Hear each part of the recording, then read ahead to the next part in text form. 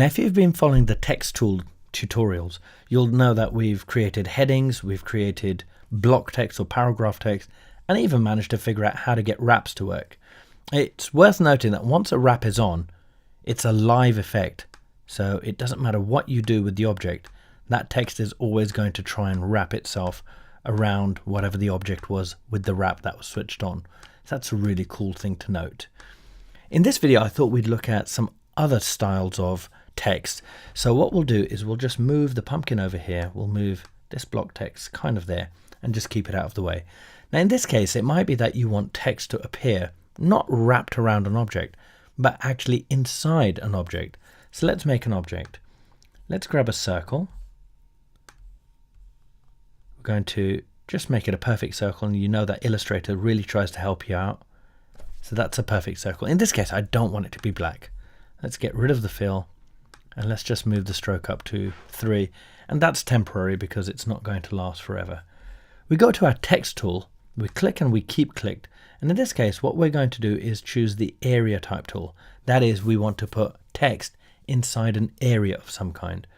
If I move my mouse over here, you can see that as soon as I get near the circle's outline, the word path comes. If I click there, immediately text is dropped into the circle. The circle itself disappears. In other words, whatever fill or whatever outline you had doesn't apply anymore, just the text does. And this is a really cool way of getting text to stand out. You can see that just like any other text box, if I change the size or the shape of the circle, the text rearranges itself inside, trying its best to fit. You can also see, if I make the circle small, we have this small plus sign.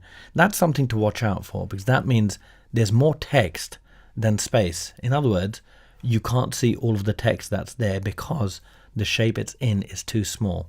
In this case, what you do is just make the circle big enough until that red plus sign disappears.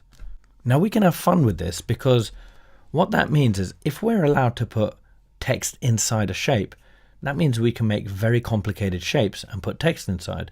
So in this case, what I'm going to do is grab the text tool, and although this won't look pretty, it should give you an idea of how powerful that text in an area tool is. So if I just go in and create a really random shape like this, I'm not really thinking about it, I'm just putting points together. And what I'll do, click on the black arrow, this time take the fill away again and make the stroke about 3 so you can see it clearly. That's my shape. It's a ridiculous shape, but in this case, let's choose the text in an area, go to the path and put it in. And you can see that the text follows exactly the shape that I made.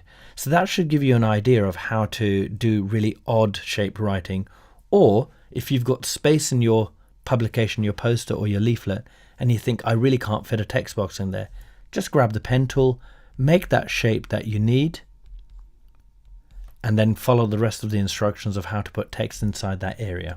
So I hope this tutorial gives you ideas of how to get text on your page, but not make it look boring and ordinary, but do something to it that makes it stand out a bit.